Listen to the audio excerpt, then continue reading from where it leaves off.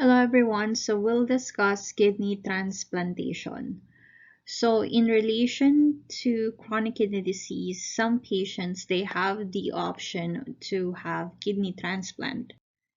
And as you can see here, more than 100,000 patients are currently awaiting kidney transplants. And the average wait time for cadaver is about 2 to 5 years. And when you look at the number of transplants that were done every year, it's 17,000 transplants. So the advances include our organ procurement and preservation, surgical techniques, the typing and matching of tissues, immunosuppressant therapy to prevent transplant rejection, and prevention and treatment of graft rejection. So it's the best treatment for end-stage renal disease. There are patients that they had it, very successful. And most of the donor transplants are deceased. Some are live donor transplants. And again, it can reverse the pathophysiology of end-stage renal disease. But remember, even though they have the kidney transplant, they need to have a lifestyle changes. Okay, and it can eliminate the dialysis treatment, and it's less expensive than dialysis after the first year. Now, to be a candidate, of course, there are so many factors that need to be considered, including the medical and psychosocial factors. Remember, patients who are obese and who smokes, they are excluded. Okay. Now, there are many contraindications to transplant. So if your patient has cancer or advanced cancer, chronic respiratory failure, heart disease, chronic infection, psychosocial disorders that are unresolved, they cannot have kidney transplant. Or, if your patient has HIV, hepatitis B or C, they are not contraindications. So remember that with transplants, surgical procedure may be required before transplant, like open heart surgery, cholecystectomy, or bilateral nephrectomy, depending on what's going on with your patient. And again, there will be histocompatibility studies, and this is to make sure if the donor and the recipient matches. And again, there are different donor sources, like deceased donors with compatible blood type, could be relatives, emotional related living donors. Okay. With the live donor, of course, there are extensive evaluation and education that will happen. Cross-matching will be done to make sure to check the antibodies. And the advantages would be, it's for better patient and graft survival rates when this is done with a live donor, and minimal cold time will be initiated, and the availability of the organ is immediate. Now, again, things that will be done for the live donor would be 24-hour urine tests. Of course, we need to draw blood to check their baseline CBC, fluids and electrolytes profiles. We want to check if the donor has hepatitis B, C, HIV, or CMV. We want to make sure that those are not present. And of course, diagnostic studies are done. And this is to make sure that our live donor is healthy and can tolerate the procedure. And of course, psychologists and social worker will be involved. And this is to assess the emotional stability of the donor and also the recipient. And remember, the costs will be covered by the recipient's insurance, no compensation for lost wages. Now, for paired organ donation, this is when the donor and the recipient are ABO incompatibility.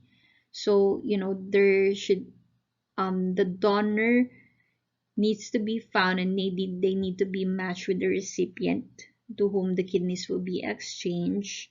And plasmapheresis will be done, and this is to remove antibodies from the recipient. And after the transplant, patient gets it also, to make sure to remove that excess antibodies. Now, donors can also be deceased or from the cadaver. So again, with this type of patient, the patient that are deceased, they need to have a good heart function and on ventilator to preserve organs. And there should be a permission from the next of kin or from the deceased donor himself or herself. And kidneys are removed and preserved up to 72 hours, and the cold time will be less than 24 hours. Now, the live donor, okay, remember there is surgical procedure.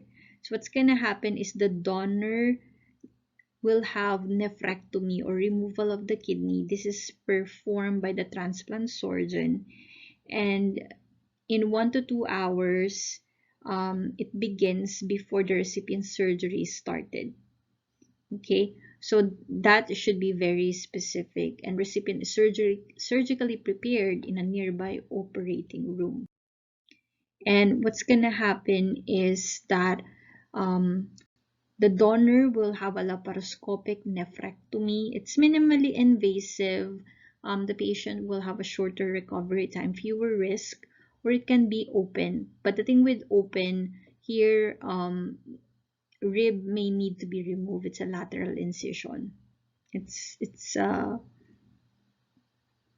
has high risk of performing an open nephrectomy. Now with the recipient, again, the patient will usually place extraperitoneal in the iliac fossa, and this is the preferred anastomosis that can happen with the blood vessels and ureter. And as you can see in here, this is the transplanted kidney. This is the iliac crest. This transplanted, there will be an incision here, okay, to be able to achieve this. Now, with the recipient in here is that before the incision, of course, urinary catheter should be in place, antibiotics should be given, and this is anaphylaxis to decrease the risk of infection. Because, of course, this is a procedure, and anything that will expose the internal environment in our body will put the patient at risk to develop infection. And again, with the recipient, this patient needs a lot of monitoring because the donor artery will be anastomosed to the recipient internal and external iliac artery, and donor vein will be anastomosed to the external iliac vein. So it's a very invasive procedure. It's very critical. Now, once it's complete, of course, we'll expect that urine may begin to flow from the ureter immediately. That's what we want to see. And that the donor ureter tunneled through the bladder submucosa. This is called ureteroneocystostomy. And again, before the procedure, there's a prep time because we need to emotionally and physically prep the patient. And again, we will review the need of any immunosuppressant medications, and this will prevent the rejection and also prevention of infection. So we need to have a baseline ECG, chest x-ray. We need to draw blood to have a baseline CBC, fluids and electrolytes profile, and dialysis may be needed before the surgery. Now, after the surgery, once it's done, we want to make sure we monitor the site, we monitor the renal function, we monitor the blood work, the hemoglobin, hematocrit, and donor usually experience more pain than recipient. So, again, we have to make sure we give the heads up, okay, with the live donor. And for the recipient, again, we want our priorities to maintain the fluid and electrolyte balance. And large volume of urine may be produced soon after transplanted kidneys in place. So we want to check their bond, their creatinine. We need to give fluids. And again, we want to make sure we monitor the kidney function. We don't want the patient to be dehydrated. That's why IV fluids should be enough. We monitor any electrolyte imbalance, and acute tubular necrosis can happen. And remember, acute tubular necrosis can cause acute kidney injury. So we don't want this to happen. So we want to make sure we monitor for any signs and symptoms of this. Like WBC is climbing up, patient is warm, temperature is going up. That's not good. BUN and creatinine are elevated. So we want to make sure we monitor it. Check for urine output. We educate our patient about signs and symptoms of rejection, infection, and other complications. So follow-up care is very important. Now, our goal is to prevent the rejection because a kidney transplant, it's a foreign body to the recipient.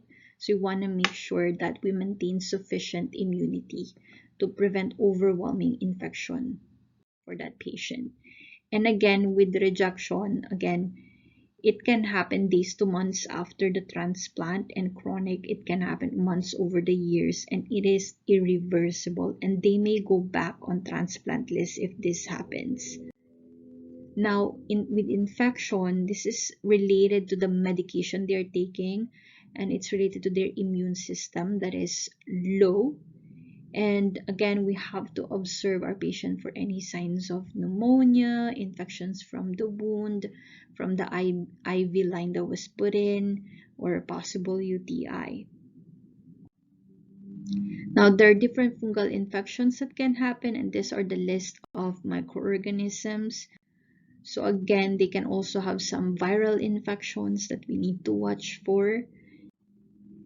And with heart disease, again, with transplant recipients, they have increased incidence of atherosclerotic vascular disease. So we want to make sure we educate our patient for lifestyle changes because, again, with transplant, it already speed up the possible of atherosclerosis creation or build up. So we don't want that to happen. And with immunosuppressants, if they're taking that, it can worsen their hypertension and hyperlipidemia. So patient needs to be on antihypertensive regimen. Now, cancers. Now, if they're on long-term immunosuppressive therapy, they can develop some type of cancer like skin cancer. They can also have post-transplant lymphoproliferative disorder. So regular screening is very important, and they need to have proper clothing and sunscreen. Now, recurrence of original kidney disease can happen. So if they had glomerulonephritis, it can come back.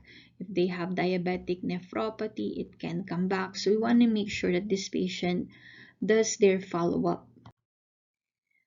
And again, if they're taking some corticosteroids, they can develop other disease process like diabetes, cataract, dyslipidemia, infection. They can also have cancer.